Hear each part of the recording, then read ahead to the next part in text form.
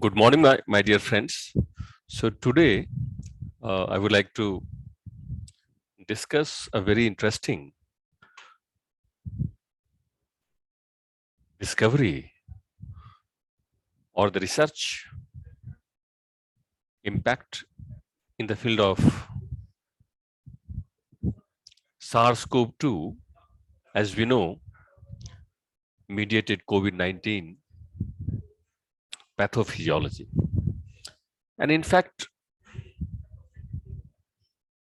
this paper is published in this week in Nature. And interestingly, this paper discusses on, how the SARS-CoV-2 caused COVID-19 in patients are going to relate it with the brain structural changes, and ultimately that is the brain abnormalities, either in terms of cognitive decline, neurodegenerative issues, and many more function. And I may extend to that it may be also related to the perception of by the brain to analysis power of the brain, or altogether we can say the intelligence of the brain is investigated. And if you look at, my dear friend, here that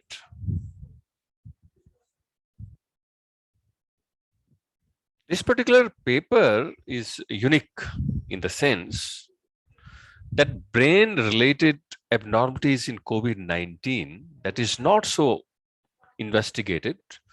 And in this particular study, large number of clinical participants with COVID-19 and without COVID-19 are being analyzed.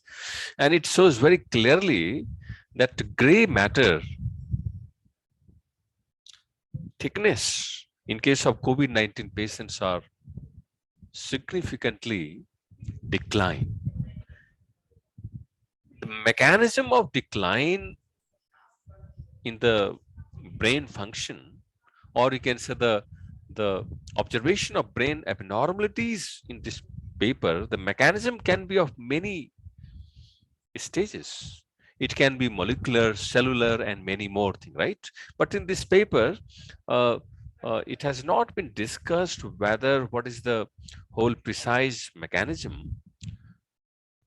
But yes, the clinical evidences are very clear in this particular very innovative paper. Another very important, in this paper, they have kept the question open-ended that whether after the COVID-19 is over, for a very long period of time, whether the cognitive function or the normal function of the brain is going to be restored back. So that is why they have suggested long-term, the experimental or clinical observations are needed in this particular paper. Okay. And definitely the hallmarks of a degenerative spread of the disease through the olfactory pathways or neuroinflammatory events or loss of sensory is also proposed and suggested in this particular paper. However, the novelty of the paper is no doubt appreciable, but there are certain burning questions what I would like to propose here. And the burning questions related to this particular paper, those are not discussed in this particular paper, and there are many more, right? So one of the the question is relevant here, and let me to go to the annotation once again. Okay.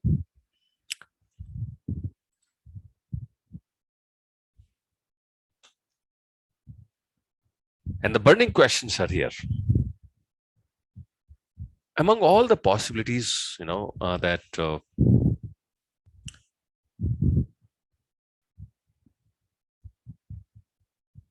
whether the brain abnormalities or the decline in the cognitive function due to the COVID-19 is due to the cytokine or inflammatory molecule, etc. So one question is maybe relevant here, whether or to investigate in future whether these brain abnormalities that in COVID-19 infection, whether there's any role of microbiome, because we know that the lung microbiome is one of the well-known source of microbiome. Even brain tissue are known to have microbiome, and earlier investigations are there where the microbiome are going to impact either from the gut, intestinal source, or lung, or many other places, are going to impact the the brain tissue function. So whether the microbiome of the lung or the brain tissue environment is going to impact during COVID-19 infection for the brain abnormalities.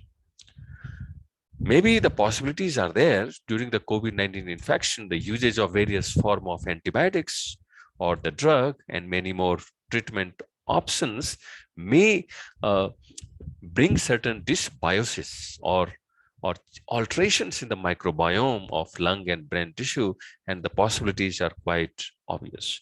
The second question is here, whether there is any chance of, in case of COVID-19 patients, whether the deregulated microbiome and other cellular system, some of the metabolites are generated, and these metabolites are maybe able to cross the blood-brain barrier, and by crossing the blood-brain barrier, these metabolites, they may also impact the cognitive abilities of brain tissue. And third question, and what I feel, what will happen? We say that, okay, the first time infection is there, then the patient are going to recover, and what will be the, the observation of brain tissue function? So if the patients are going to have multiple infections, in a period of like 2 year, 3 year, or 5 year time, then what will be the impact on the brain tissue function, right? So it will be also one of the interesting factor that needs to be considered by this kind of paper, where we are going to investigate the impact on the brain function due to the COVID-19 pathophysiologies. And I'm sure this will help to the audience and other interested scientific community to look into these certain questions or burning question for